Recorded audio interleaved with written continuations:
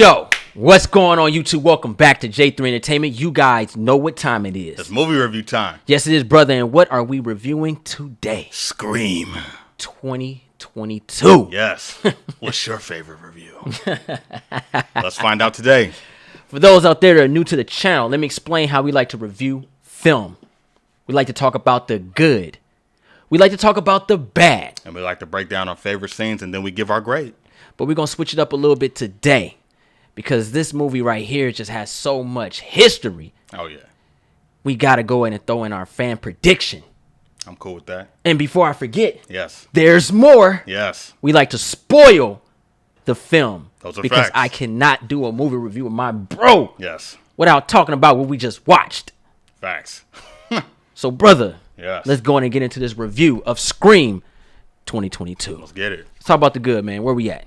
All right, so first off, for the good, I'm going to say the great blend of this new Millennium cast with the Legacy cast was very well constructed. Everybody got their time. No one was outshined. It was a farewell, and it was a celebration of Scream as a whole. Yes, it was, brother. No Everybody lie. did their job. No lie. I have to agree on that 100%. You know, what made this movie really good was the murders. Ooh. Very creative. Yeah. And the trickery of it, very mysterious, but at the same time, satisfying. Yeah. Slimy, but satisfying. Oh, yeah. we got some like anime style death kills. It was pretty cool. Yeah, like you saw little nice other horror movies in the way people were getting bodied. Like yes. it was perfect. Yes. I will say the writing was really clever and top notch. I like the menacing scenes when Ghostface was using like wits and techniques to kind of blend in with modern times. He changed his style. He changed his rules. He changed his approach to phone calling. Yes. I thought the directing was top notch too. The shots were really lingering, and the way they prolonged the suspense. Thought it was fire. Yeah, I dig on that. The suspense really got me because we're used to certain type of horror when it comes to suspense, and they made sure they play with it so much to throw you off the scent and then hit you with that thing. Oh, yeah. So I will say that, definitely. I will say the meta stuff was dialed back a little bit, and this pretty much felt like a straightforward slasher film for the first time in the Scream entry. We still got the rules and the acknowledgement of the pop culture and then where we are in the state of today of media and social media and all that. But it was really a straightforward slasher film for the first time. Yeah. It got really dark, like all the way to like the second act, all the way to the very end. So it was very serious for the most part. You had your humor there, but a lot of that stuff that it was known for was dialed back. And they did it well to where it wasn't like ignored, but they was like, we're going to tell a real mystery hunting story though.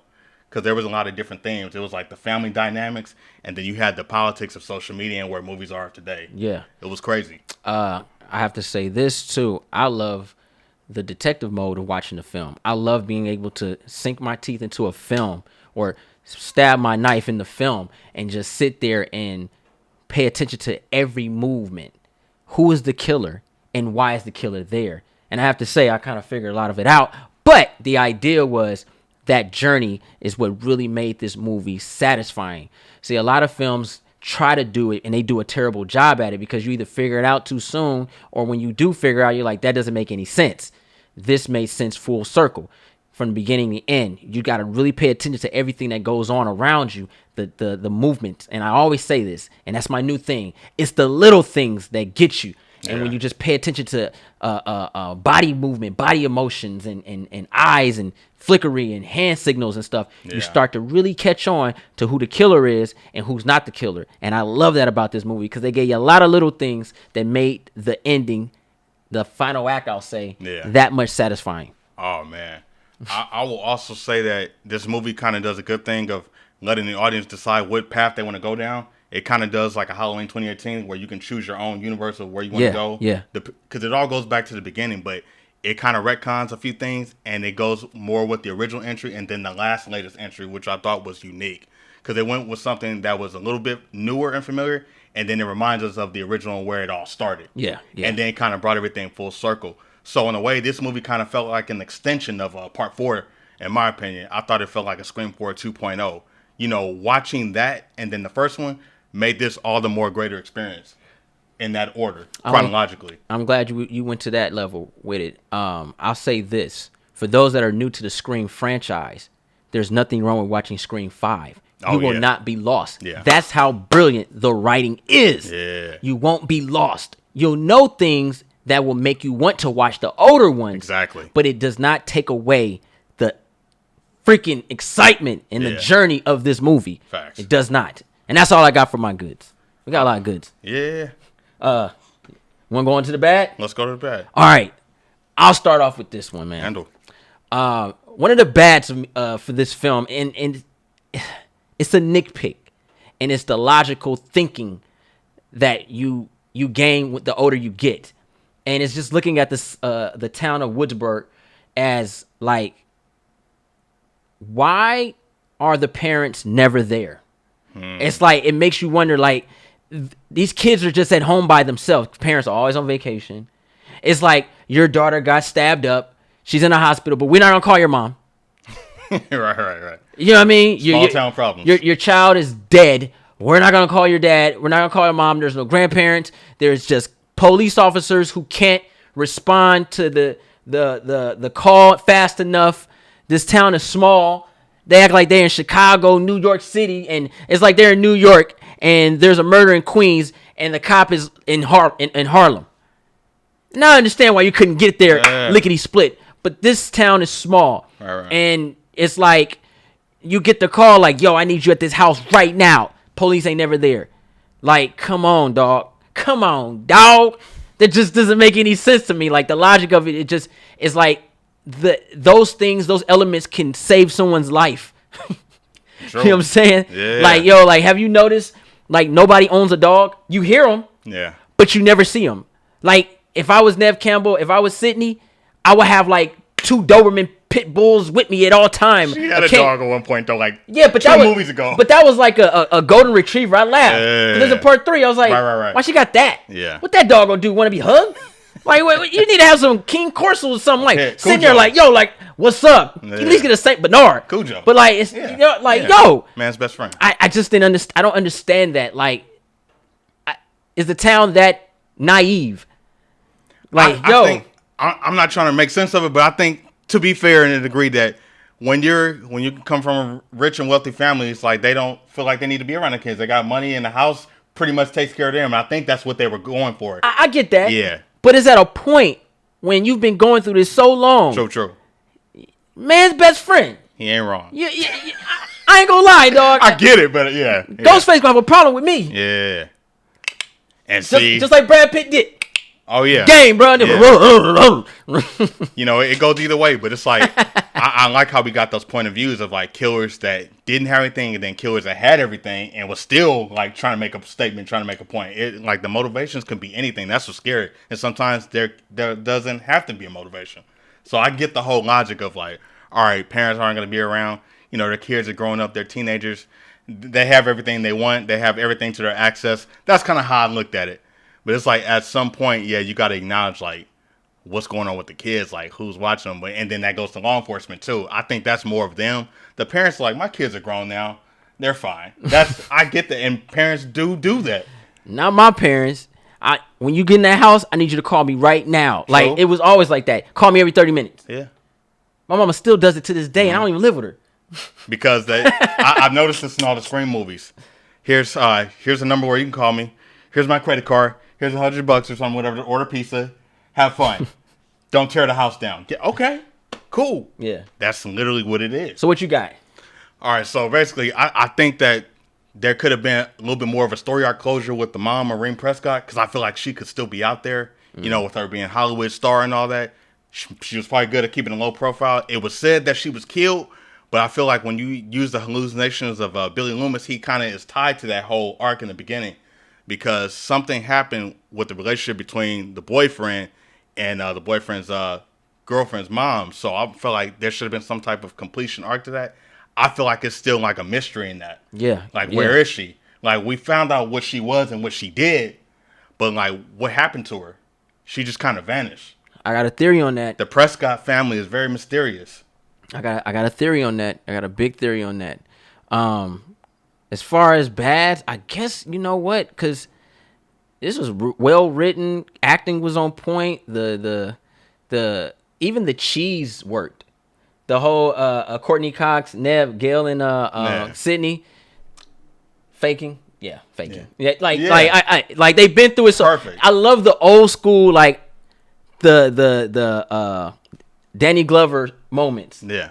I'm getting too old for this. I know exactly what this is about to go down. You know what I'm saying? Like Yeah. I loved every bit of that whole that was it was like a sister moment with those two. Acknowledging the stuff. Like yo, like we've been doing this too long. What you think? And that was a nod to the first movie. Yeah. With Stu and Randy trying to get into the door. Sidney, knock on the door. We gotta get out of here. He did it. So it was very parallel. Like that was real cool. That's kind of like I don't have no bads, bro. Like really like that. I don't either. Like I think it was. I examined a lot. Being able to see it twice tonight, I'm really happy about solid that. Solid film. Yeah. Well, let's go ask them. Yeah. Let's get into these scenes. These scenes, bro. Go ahead, man. Man, the introduction was fire.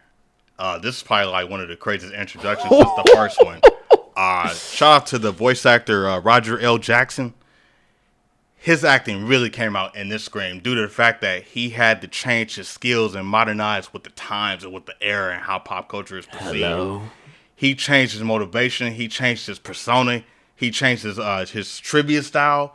He freshened up on everything. Like Have so, you if you seen were not Stab that movie One? guru, like it was a wrap. If you weren't up to date on like new movies and action and horror or whatever, you were done. So he kept notes on everything from different decades and was still referring to the new. So he was reaching out to the Generation Z, and they weren't able to keep up. I thought it was dope. I love that scene because me and you both watching it, and I'm sitting there answering the answers. Like, yo, I know Stab One. Yeah, because I watched. We was right there, bro. I was like, no, she's wrong, bro. There were two killers. Yeah. Like, it was really cool, like, yeah. reminding us, but like, hey, this is a new generation, so you better pay attention because it might come full circle again. Mm-hmm. No pun intended, it did. So it was like a new beginning, and this is going to be the Stab One for the new audience. So I like that reintroduction of this was like, hey, this is Scream of this decade. Yep. It's okay, like you said, if you haven't seen the other ones. This introduction was the most strongest and most powerful since the first movie. He ain't lying. For my scene, I have to say it was the hospital. And the reason why is because that's what made me figure out who the killers were. Okay. Right? Interesting. Because if you ever watch a Scream movie 101, not horror movie 101, but Scream 101, when you get cut right here, yeah, you're a murderer. yeah. You are Ghostface. So when the Richie got cut, there he is. Now it's trying to put how and what and when and why is he there.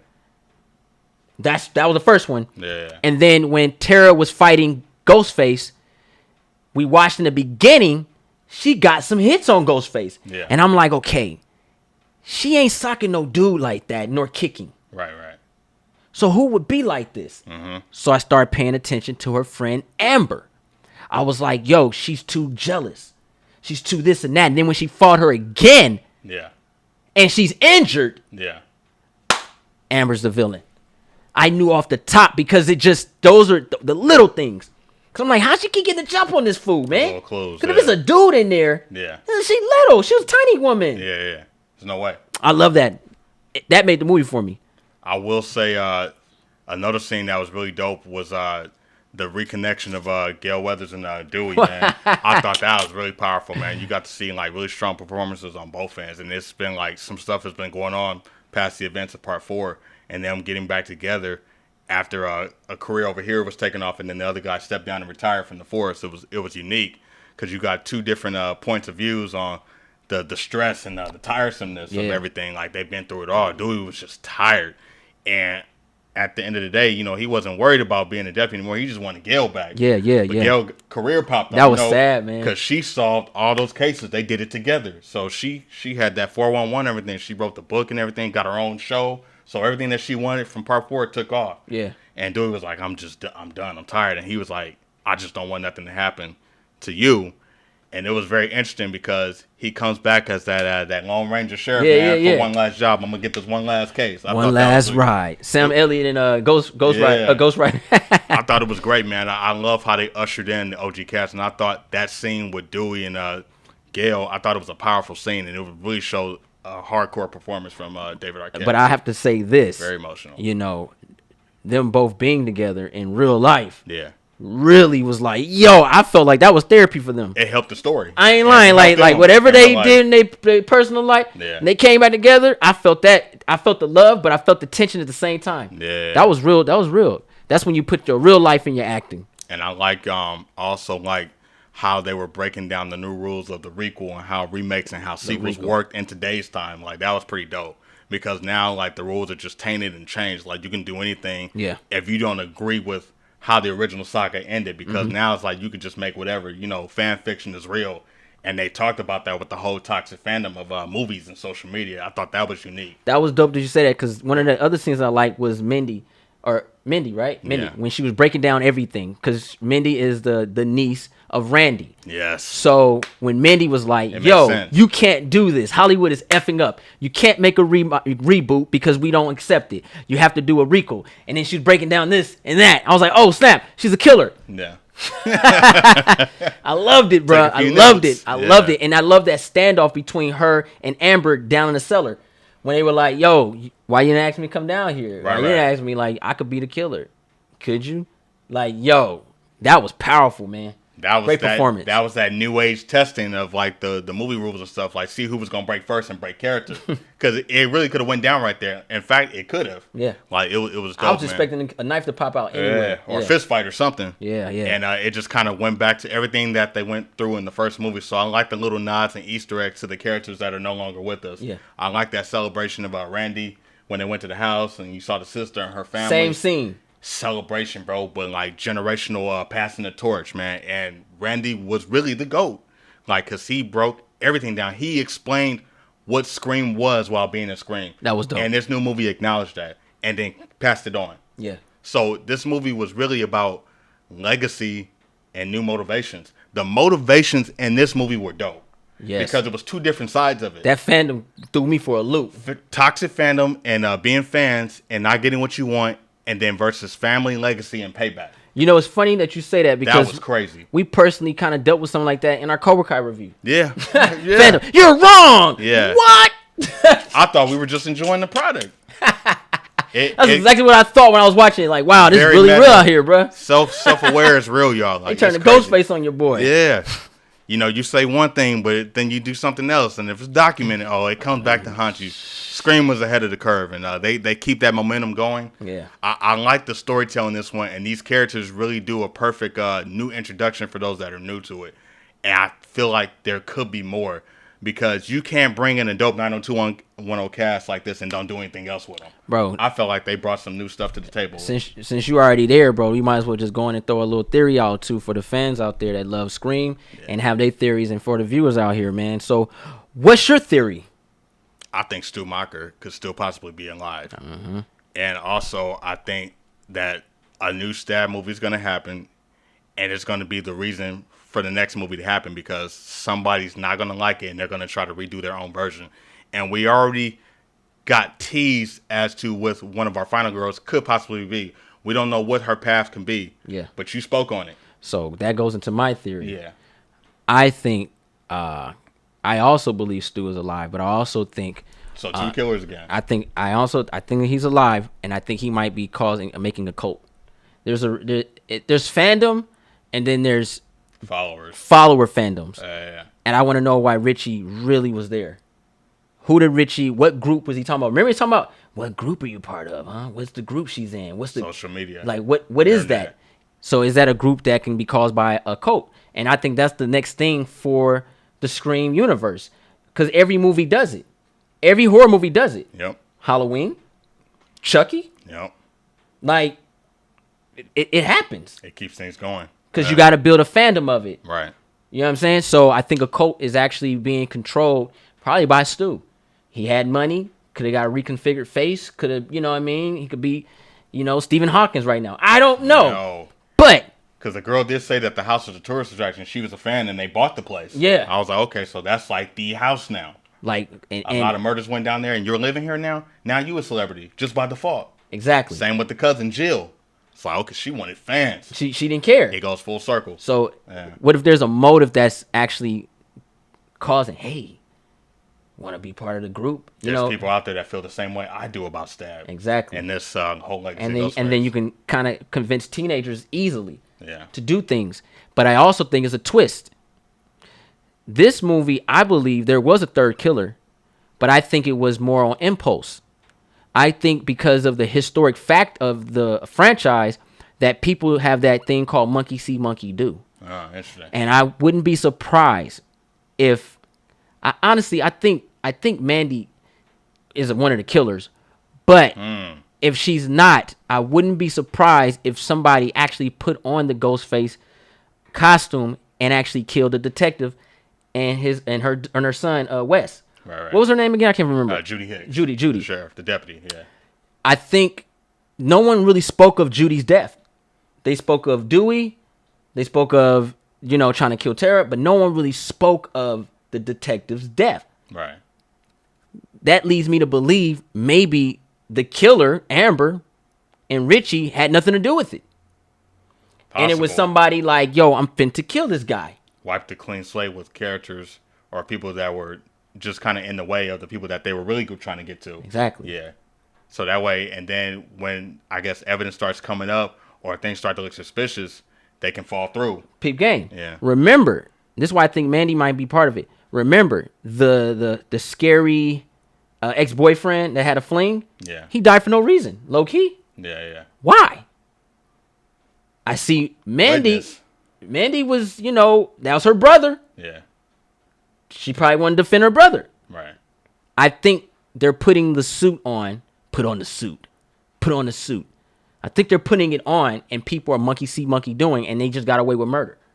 And I think if you're going to feed off of it, I can see a cult being created. Because now what you can do is the motivation, you can just blame cinema violence in movies now. You can do anything right now and get off scot-free. And I also believe, and I'm going to end with this, and then we're going to give a grade, unless you got some more. No, I also believe that Samantha's a very popular name in Hollywood for some reason. Everybody names Samantha. It's the iconic name. Yeah, right? Sam really liked killing. And the way she was gutting Richie. Oh, you noticed that too? Yeah. She turned into a crazed maniac. And I would not be surprised if I get a Willem Dafoe performance from her. Or, a Green Goblin situation. What are you doing? Huh? Maybe we should come together. Let's do it. I don't want to do it yet. Do it. God damn it. You idiot. You bitch. I don't want to kill him. No. Kill your sister. I don't like her.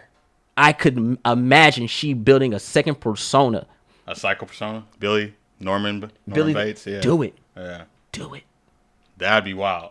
And at the same time, she's a killer. They're killers. And it's just like, who is really the killer?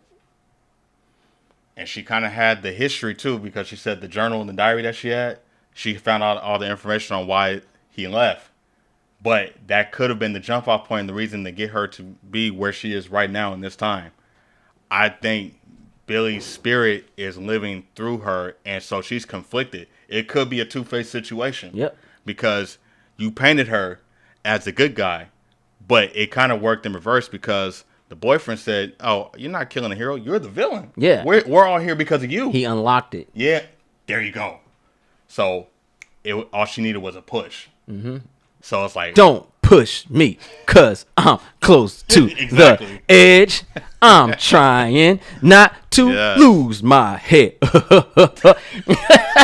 Exactly. Yo, so it goes either way. Like they flipped it. Like you left the audience with what path is she gonna go down now? Yeah. She's the hero right now. Yeah. But you laid all this history on her, all this stress and tormenting situation on her, and then she got the history that she was able to unlock at a young age. It's gonna catch up with her now. I think it mentally could mess her up, and then she start creating her own new rules. She gonna put them pills down because she knows everything now. I don't want these pills anymore. Yeah. Embrace it. She knows everything, so that's a dope way to introduce a new kind of Ghostface because she knows everything. Yep. What let's go and get into the grades. Yes. Ronin. I will say, oh yeah, I want to play. Definitely. This movie, man, for me, really came out the woodworks as a celebration to the slasher genre and that Scream as a whole. And it came in clutch, honoring the legacy of the last four films, putting respect on the late Wes Craven's name, man. The Ready or Not directors really came in and put detail on the legacy of Scream with its actors, its writers, and its top-notch directing. And this is one of the most crazy, bonkers third acts ever in a Scream movie. Yeah. They really brought the A game, and it was a true audience experience, man. 5 stars for me all the way across. I loved it. This is a movie I didn't think I needed. I was honestly like, damn, we get another one. I was so happy to see very familiar faces, and I'm happy to see new faces. Enjoyed the directing, the writing, the story, the spark that it created to actually make the brain move again. A lot of people are not able to do that, especially when you're dealing with a franchise so deep in. Usually when you're going in number 5, you actually get really cheesy, really corny, just like they made a mockery of in Stab 8. Right, it was right. like it was really like time traveling and steel gold mask, and Oh, yeah. it was bogus. But this one right here really set home, and just to be able to watch this film and enjoy it and see what they bring to the table. I got to give it a 4 out of 5 stars. I just can't really get over the parents just not caring. But regardless, 4 out of 5 for me, man. This movie was good. Can't wait to watch it again. Yeah, for sure. Collection. Definitely. I'm glad I got to see it twice today, man. It was really dope, man. The Q&A was really fire too, man. I learned a lot. I missed it. A lot of stuff that I didn't know about the Scream lore, man. So the OGs that were there when they were creating the thing broke that stuff down, man. I learned a lot and gave me even more of an appreciation for Scream that I already had. Just learning new information. I gotta know cool. the movies that Hollywood, what's it called? The movies that made us. Yeah. The films that made us. They gotta do one for Scream. They gotta do one for Scream. Yeah, they got to. I hope you guys enjoyed the review. Yeah. Hope you enjoyed the fandom for Scream. If you're new to the channel, go ahead and get that knife and that subscription button. Yeah. And go ahead and run and drop and fall and right. push that like button. There you go. And also share on Instagram, Facebook, and Twitter. And also follow us on Instagram and Twitter. Thanks. I'm J3. We're on the Shogun, and then just listen. And if you want to play a game, then subscribe to the channel. 100,000 subscribers. We coming, y'all.